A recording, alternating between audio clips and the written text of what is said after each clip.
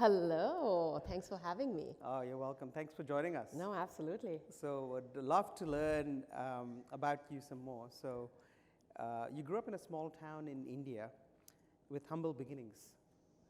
How did you find yourself attracted to engineering and the world of AI? Oh, thank you so much. First and foremost, so good to see all of you here. And that's a very loaded question, so it might take us a couple of hours or maybe drinks. But I think the key thing is, I grew up in India. My dad was in the Indian military for 40 years, and my mom was a teacher turned fashion designer.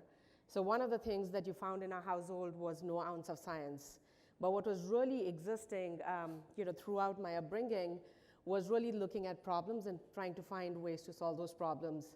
So as you can imagine, the thing that I gravitated towards was really engineering. I see this as a great tool to solve problems. And so did my engineering, moved to United States about 22 years ago, graduated, started really working in the intersection of mobile and innovation. So as you can imagine, 20 years ago when we all didn't have cell phones and this powerful technology in our hands, a big focus for us was how do you connect the world? And then that powerful vision brought me to Qualcomm. Ended up running the robotics business at Qualcomm. From there, ended up running conversational AI at Microsoft, and then happy to share how I got started on Credo AI. Yeah, well, congratulations on that amazing journey. Thank you. It's incredible. I mean, just the bio is incredible. And I think you are now like a foremost leader in AI governance. So what attracted you, and when did you start taking AI governance more seriously? Yeah, absolutely. So, about 12 years ago, I don't know how many of you have been following the trajectory of artificial intelligence, but ImageNet was one of the largest databases of images created by Dr. Fei-Fei Li. And so we, at Qualcomm, we were really trying to figure out how do we take our connectivity and compute platform and foray into new areas. And as you can imagine, when you combine the power of algorithms with images, one of the most disruptive technologies and use cases was in robotics. So, worked with Dr. Fei-Fei Li on really bringing that technology to Qualcomm, which then became the backbone of, even their automotive business, which is now a 300 million ARR business. But as you can imagine, in situations which are pretty hostile, like think about manufacturing plants where you actually have machine and robots working side by side, physical safety is paramount. So we saw firsthand when you had these collaborative robots deployed with humans, when things go wrong, they go really wrong. And I would say that that was really the genesis of my journey into AI safety about 11 years ago. But what was fascinating was fast forward, as we were building these conversational AI systems, one of the things that we saw was when you have a system, you believe you've tested extensively, you believe you've done everything in your capacity to make sure that it is robust before it goes out to customers. But with techniques like reinforcement learning and you're getting a lot of feedback from customers, there are things that are beyond your control. So we saw this firsthand. I'm just with a show of hands, I'm curious, does anyone remember Microsoft Day? Oh, yeah. It was a racist bot that actually went from zero to racist in less than 16 hours. Yeah. And I'm actually very proud of the fact that my team was behind it. The reason is because we learned a lot. It's, we right now, Reid Hoffman is one of our early investors. I talk a lot to Sam and others. One of the things which is fascinating is I think we as humans forget how much power and control we have in this age of some really powerful systems like artificial intelligence.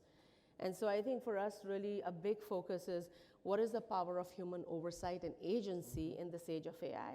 And I think that's what really led me to thinking about, is there a software, scalable, standardized way to bring that continuous oversight and accountability to especially AI systems, which are going to become the fabric of our infrastructure as it already has, and you've heard a lot about it this morning. And so, pivoted my career from building AI products to building AI governance products, which is really looking at the oversight and accountability, which spans not only your data sets, your models, but your use cases and your organizational structures. Yeah. I mean, it's so interesting, isn't it? Because you don't want to go too much to the right like the Indian government just did yesterday, where they're now going to you have to get approval before you launch any new AI model because they're worried what might come out, to like having no governance, right? Where you could end up in a situation where, hey, you could be used for nefarious purposes. So I think getting the balance right is quite important. Not only it's important, I think it's going to be pivotal because I'm sure there are so many different enterprises here. I believe that the only enterprises that are going to exist and succeed are the ones who have AI and trust, not or, but AI and trust. And I think to do that methodically, you need to have guardrails in place, which actually help as being that springboard to this AI innovation. So just a little bit to double dive, deep dive on what you just mentioned. Indian government recently just announced, I would say about 6 months back, that they won't put any regulations in place. They obviously have some privacy protections, DPA, which was come into being.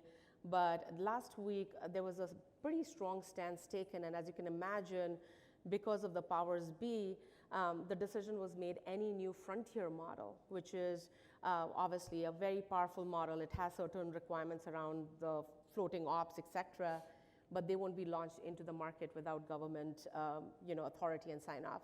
Now, that is a short way to prevent innovation. Yeah. So I think in United States, we are seeing actually a healthy mix of how you actually do it in the right way and not right way. Yeah. I mean, so just an obvious thing which you have done, which is build an AI governance platform. So can you tell us more about, it's Credo AI, right? Yes, that's right. Yeah. Your platform and sort of what was your mission and where do you see it going? Yeah, absolutely. So as I mentioned, after having built AI products for 20 years, I started in predictive ML and then moved over big data and everything else. It became very clear that the problem is, as engineers, we love to build and we can put anything out in the market. But the problem really happens in two key places. One is alignment. What does good look like for your organization that you want to embed in artificial intelligence? So as an example, I think Alok spoke about it, in future, and then Klarna was a great case study. I've spoken to their CEO quite a bit, where they're replacing agents with this powerful technology. The question then begs is, when you have these AI systems which have so much agency, you want to make sure that that agency is in alignment with your company values. What does that good look like for your leadership, for your employees, for your customers? All that needs to be embedded, and there's this new form of AI which is called constitutional AI, which is really making sure that alignment happens. So the one thing that Credo AI really does well is we help your organization align on and embed those values as you're building these AI use cases. And so you can think about these alignment values coming from your company values. These can come from standards like NIST, ISO, et cetera. They can come from regulations like EU AI Act, which just got passed, or it can come from industry best practices. We work very closely with financial services, insurance, healthcare, pharma, HR, and government. So as you can imagine, they all have like what does good look like in terms of fairness or robustness for their systems. So that's one thing that we do really well. The second thing that we do really well is contextual AI governance. So one of the challenges, which I would love for all of you to take away from this conversation, is there's a lot of excitement around Coheres and OpenAIs and Mistrals of the world, but that is just like one part of this value chain. A big question begs is, how is this foundation model going to be used in end application? And then when you have that end application, how are you govern it with what does good look like? So as an example, MasterCard has been our customer for years. They use some of these third-party foundation models, and then they create applications like customer support, document summarization, personalization, fraud systems, et cetera. But as you can imagine, the governance and that guardrails really needs to be context specific. Similarly, when you think about another customer of ours, Cigna, they actually use not only these third-party AI systems, but they've built their own fine-tuned LLMs. So the key question is, in that context, what is that end application? Really critical. So Credo helps you with one, alignment as a service on what does good look like and what can you actually guard against these risks. And then secondly is contextual AI governance based on the context of use. Yeah, I mean, it's just so interesting, isn't it? Like, just because there's this one technology that's out there in public, really you just can't use it vanilla when you're bringing it to customer experience. There's a lot of work that us as a collective are going to have to do to make sure that it's contextualized and going out there and incorporate the values of the brand. because it's really representative of the brand. So is there a requirement from a governance perspective for companies that the audience needs to know from a regulatory perspective, or is this more like something that is best practice?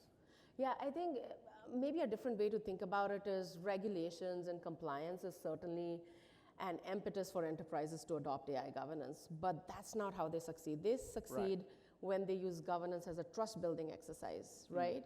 So Alok, in your presentation, you mentioned 4 risks of AI. That's just scratching the surface. Yeah. Within Credo AI, we have the largest repository of AI risks that are categorized across 4 core areas.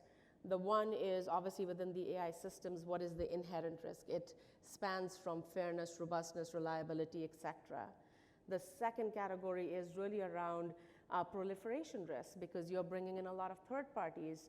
And I'm sure many of you might not even know within your organizations, beyond customer success, you might be using HR systems or hiring algorithms which are third party based. So have you actually done the analysis of those systems, and what does that look like? The third is the emergent properties. This was a very interesting week. ChatGPT, if anyone was using it, I think about 48 hours ago, it just went on a complete rant and it was not actually providing you any useful outputs. And the reason is because these systems, as Alok was mentioning, the red teaming is a really critical part of testing these systems, but because these systems learn and generate on their own, there are things that it will end up doing that are not within your control. Yeah. And these emergent properties are areas that we are researching and understanding so that you can mitigate those risks. Yeah. And there are some new ways. And then the last is the organizational level risks.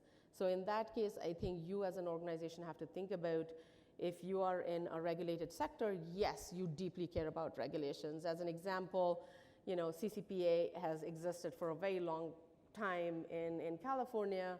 So how are you maintaining the privacy in case of customer success and customer experience for your customers?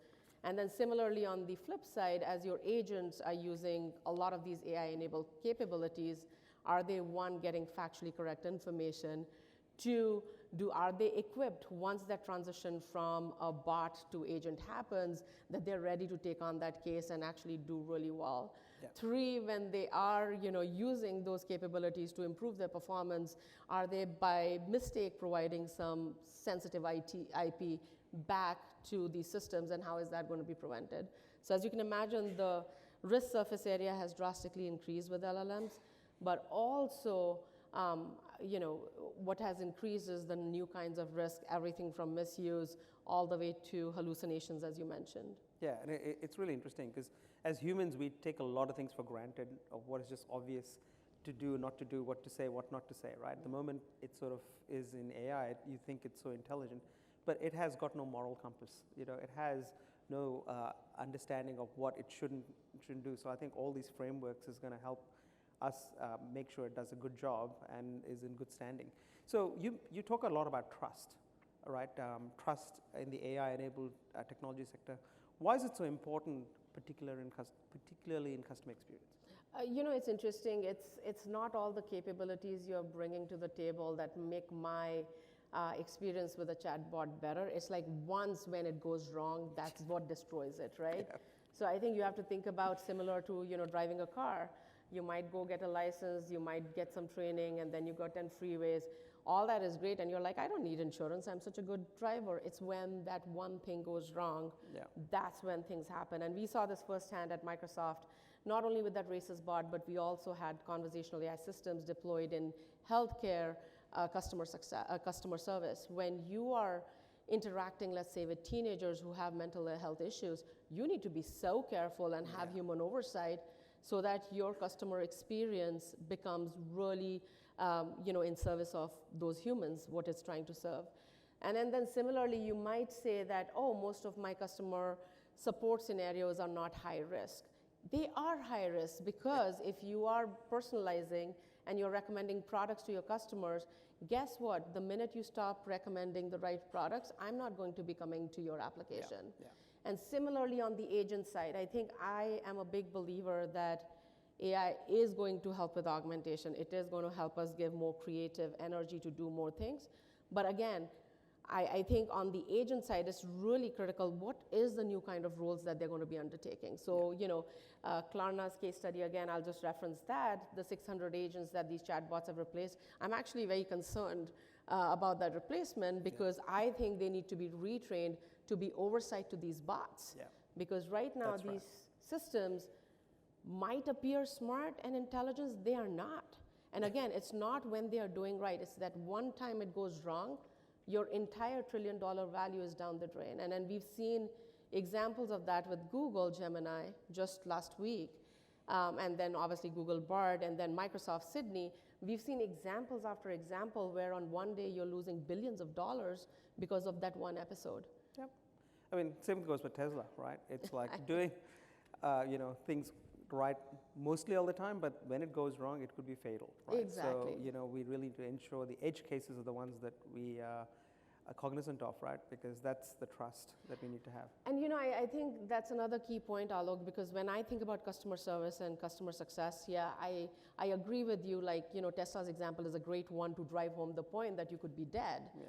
But if you think about the day in, day out interactions where customer service is so critical, what we are finding is our enterprise customers who have that layer of governance are not only able to, one, adopt AI much more confidently, but secondly, deploy it at scale because they have that continuous governance and oversight. Yeah.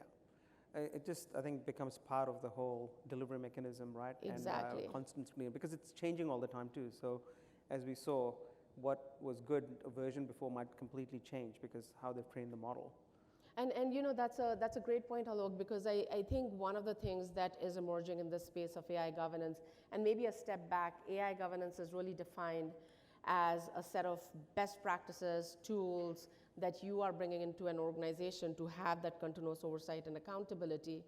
It is such a multi-stakeholder endeavor. Yeah. So it is not the responsibility of Alok, or it's not the responsibility of your chief AI officer. It is actually the responsibility of your risk teams, your compliance teams, your data science teams, your privacy teams. And so what we are seeing is a new model of organizations also emerge that are really creating the center of gravity where everyone needs to have AI literacy and everyone needs to have an understanding when you are launching these customer support bots or these agent experiences, how do we make sure that they're in service of your company's goals as well as your users' goals? Yeah. So just on that, like who in the organization do you think should be typically responsible to own this, right, from an AI perspective? Is it like the CTO or is it a dedicated or customized role? Like, because obviously when you're bringing this forward to customer experience, it's impacting customers. So who takes the ownership and who would you recommend it be? I think it depends upon the AI maturity of the organization. So we work primarily across global 2000s. And what we are finding is if you've had AI systems for the longest time and deploying at scale for a long time, in those organizations, generally they are creating either a chief AI role, and that chief AI role interacts very closely with the chief risk officer and chief privacy officer to make sure that there is that organizational oversight. But on the other side, we are also seeing scenarios, for example, we work a lot in defense and in government.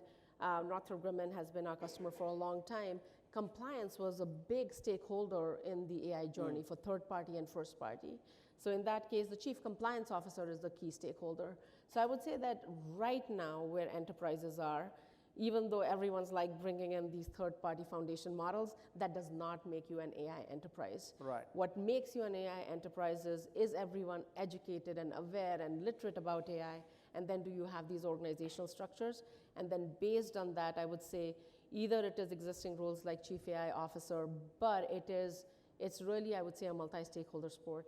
Yeah, that's really interesting. It's really evolving. I saw the emergence of a CAIO role appearing, right? So that's going to be interesting. And I don't know how many of you have read the 116-page long executive order. I highly recommend it. It's actually informational, and we worked on it for 3 years with the White House.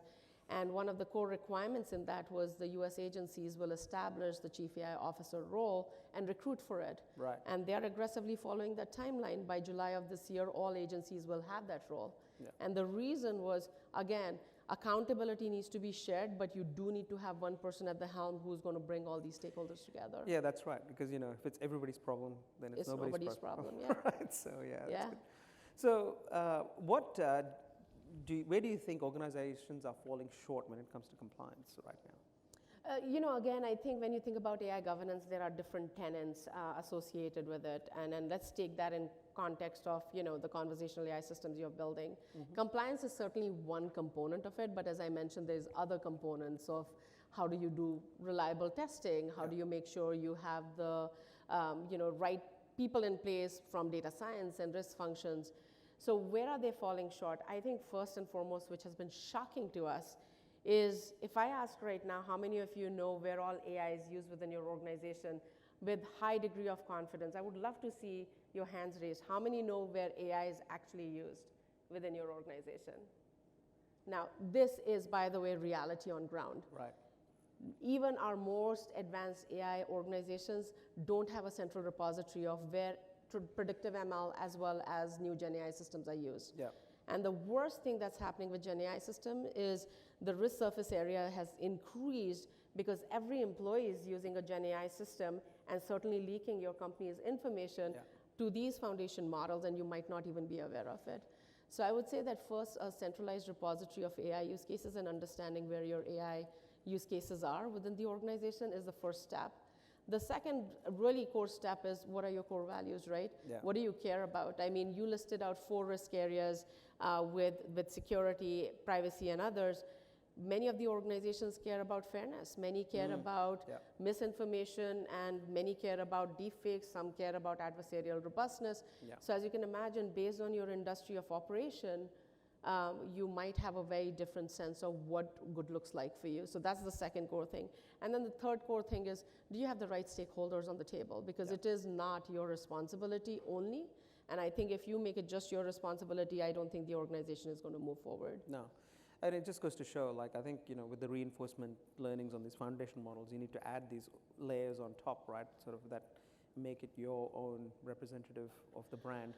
I mean, yes and no, because if you think about, these foundation models, I think and this is another thing with the market, Alok, like I think there's just been so much excitement around these GPT-based systems, which if you break it down, it's nothing but generating based on massive amounts of data, right? Yeah. And now you have these new beautiful techniques called RAG, where you're trying to fine tune on a very unified data sets to reduce those hallucinations that you were mentioning.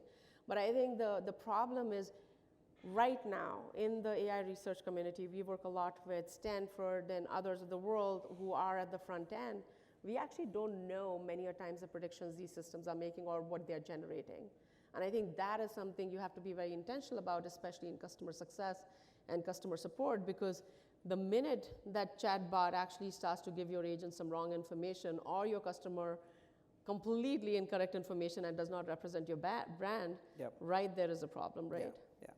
I mean, the interesting thing about the CX industry I've found is, we are at the forefront of technology, but before they release it, they've been burnt so many times that, they are very careful. So I think right now, what I see in the industry is like, the augmentation of AI with, and the best thing with customer support representative is, they know what good should look like. So they're reinforcing the responses to get to a certain threshold before they, let the bots loose, right? So I think Klarna took a big step, early on, but you can see the results. But I think Fortune 2000, it's definitely a gradual process. But I think these are some things that you mentioned absolutely need to be part of that whole ecosystem. Otherwise, you're only looking at it from, as I mentioned, just maybe a limited aspect of compliance. But no, and absolutely. I think Rishi made a really great point around some of the innovative areas you're focusing on in 2024.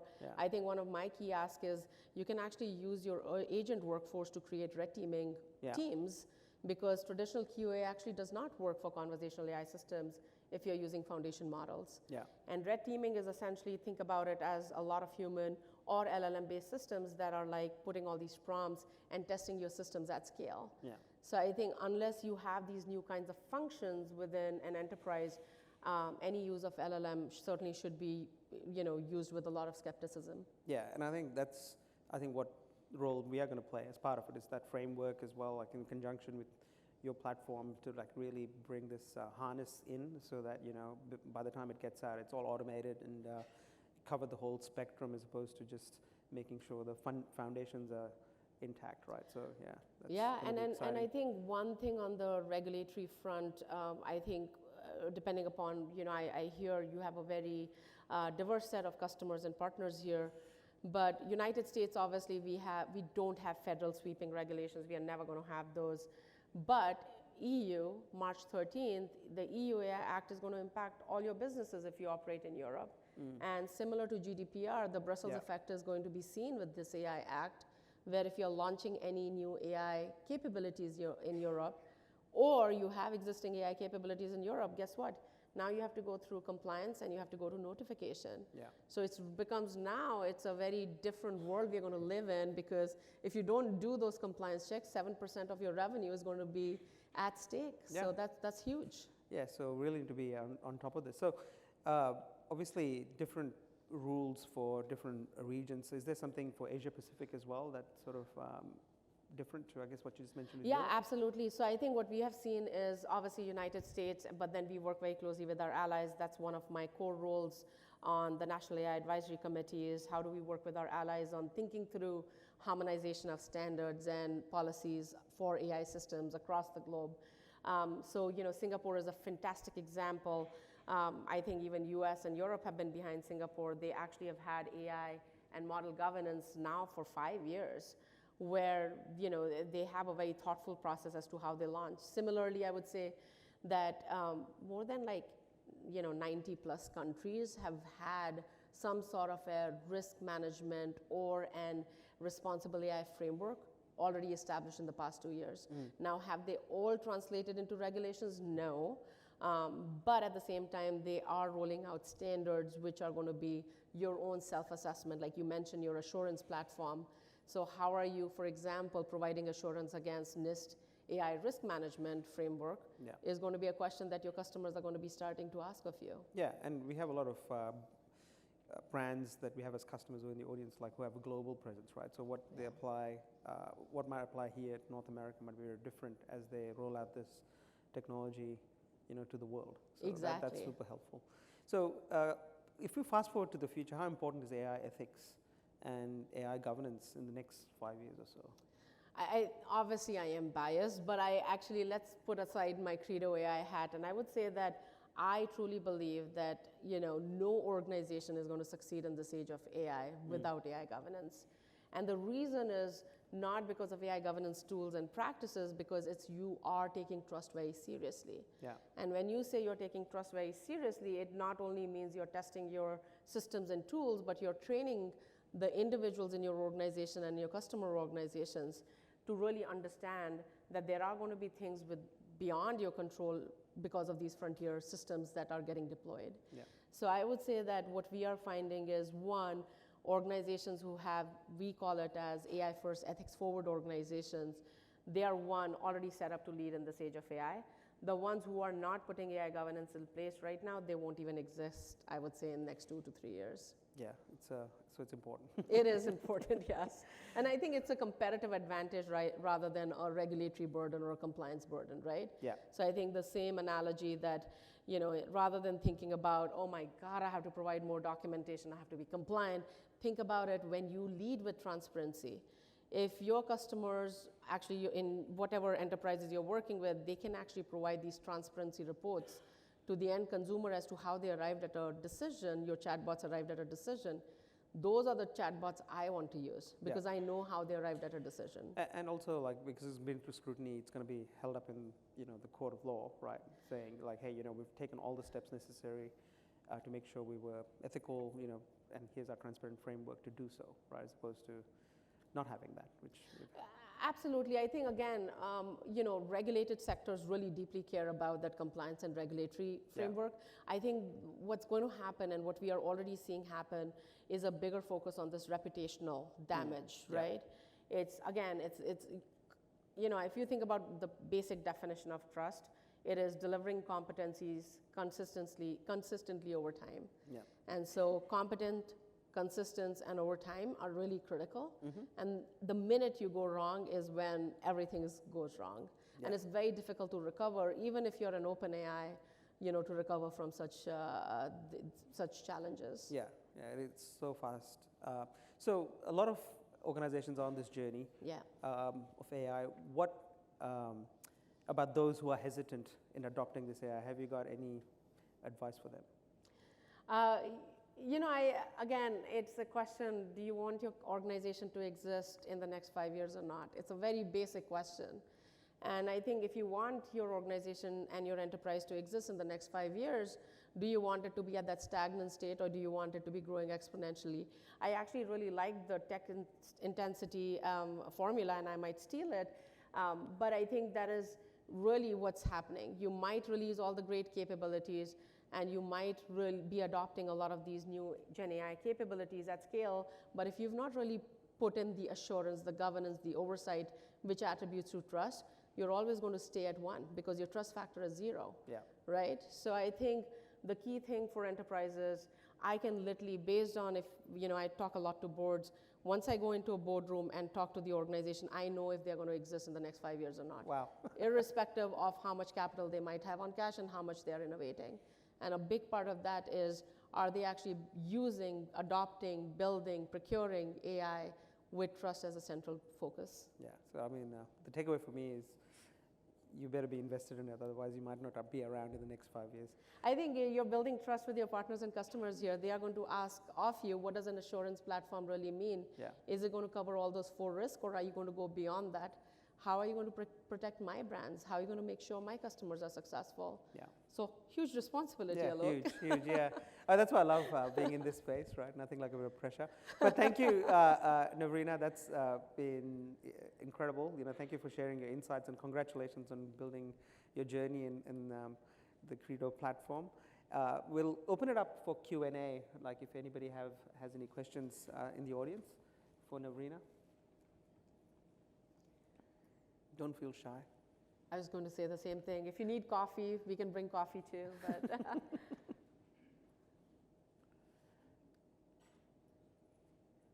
Anyone? No?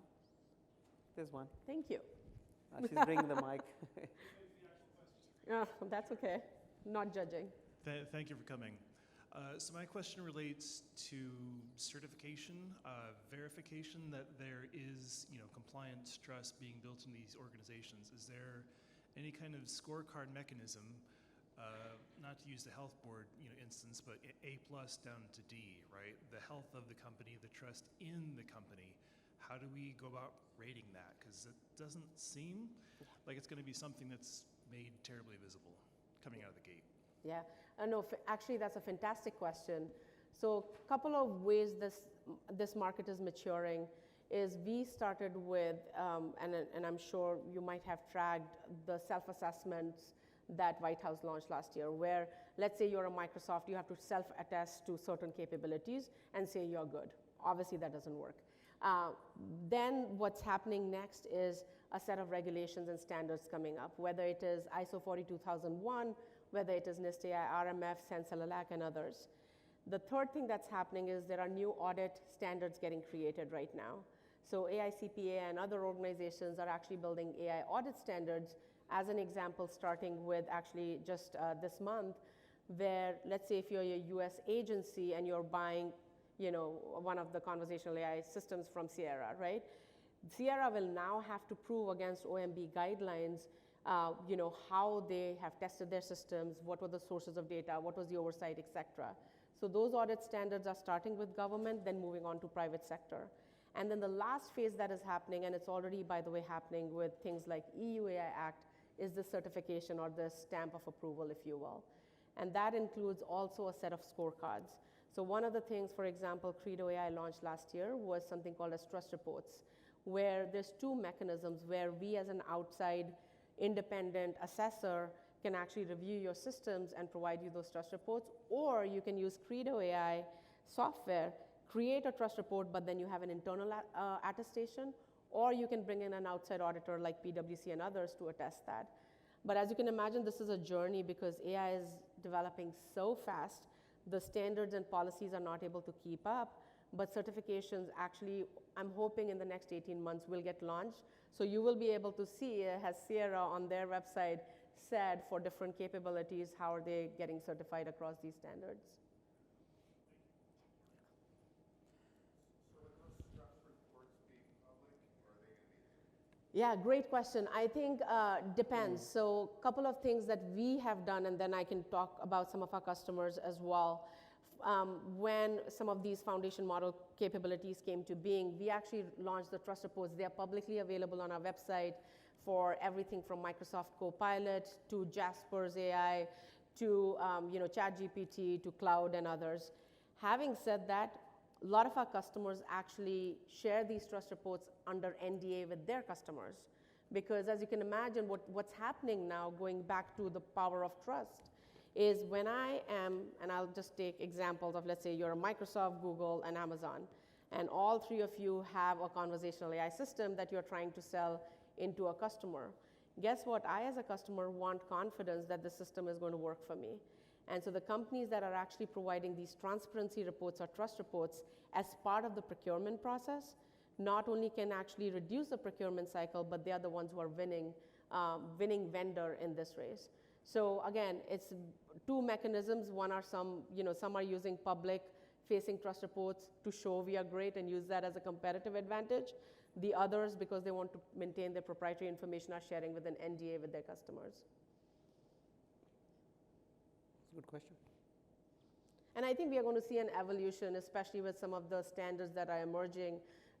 For those who might be aware of SOC 2 and other kinds of standards, or even HIPAA, like those have to be public facing, but then you might have additional layers that you just want to share under NDA to bolster more trust with your customers. So I think we're going to see a combination of those two emerge.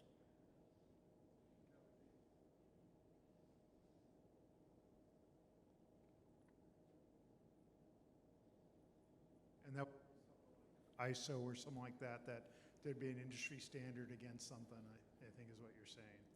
Absolutely. Actually, ISO already launched something called as 42001 that was launched in December. And associated with ISO 42001, there is a certification scheme. So if your organization, let's say, is using AI or building AI, you can use Credo AI to get not only compliant with ISO 42001, but also get certification through us. So that already exists right now, but we are going to see more and more of those. So curious, as I actually I've heard of your company, but I haven't read a lot about it. Are you guys driven to help back to the trust, compliance, ensuring that the customer not only gets what they need when they do it, but the company is ensuring all the things that Alok line along with your diversity and whatnot? Or are you also more focused on like anti-Skynet, right? This idea that you're helping AI limit of what its power is. Like, where does your company sit? Yeah. Great question. So we actually are surprisingly believers in AI innovation. So even though we talk a lot about risk and governance, we actually want you to innovate responsibly. And so we don't, again, restrict what your AI can and cannot do. What we do is we provide you visibility into what is your risk surface area, what are the kind of risks, and then we provide you a set of risk mitigation mechanisms that you may or may not adopt. And then the last thing we do is we help you be compliant with emerging regulations and standards. But we don't take it upon ourselves to say, hey, by the way, you are using this customer chatbot, which is very racist, and it does not do a great job with, let's say, certain demographics. We will surface that, but we don't like inject ourselves and say, hey, go change it. We flag that as an error, but it's up to you and your organization to say, are you willing to take on that risk and do something about it? And if you're like, you know what, I don't care about it, I'm just going to launch it without that, that's on you. So think about us as the people who are like the magnifying glass and showing you all your risk hotspots and making sure that you do the right thing, but right might mean a very different thing for you than for us.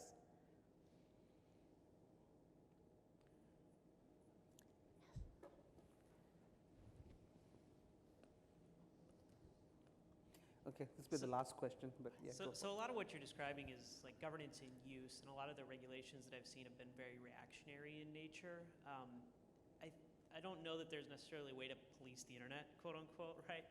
But have you seen anything that's tried to take after anything proactive? I'm thinking specifically of Reddit selling all their data to Google, right? And kind of poisoning the well as AI kind of increases in its capabilities moving forward. Like anything proactive that anybody is trying to do currently? Because everything I've seen with EU AI and even with the ISO and and the NIST regulations have been very reactionary in nature to existing third-party models and not going after how we're informing models as they get built. No, I think you are absolutely right, and that's one of the reasons that you're seeing a lot of tech product leaders like myself actually show up and talk to governments as well as policymakers. Because as you can imagine, I don't believe that AI by itself is going to be successful without right guardrails, and those guardrails are going to come from policy.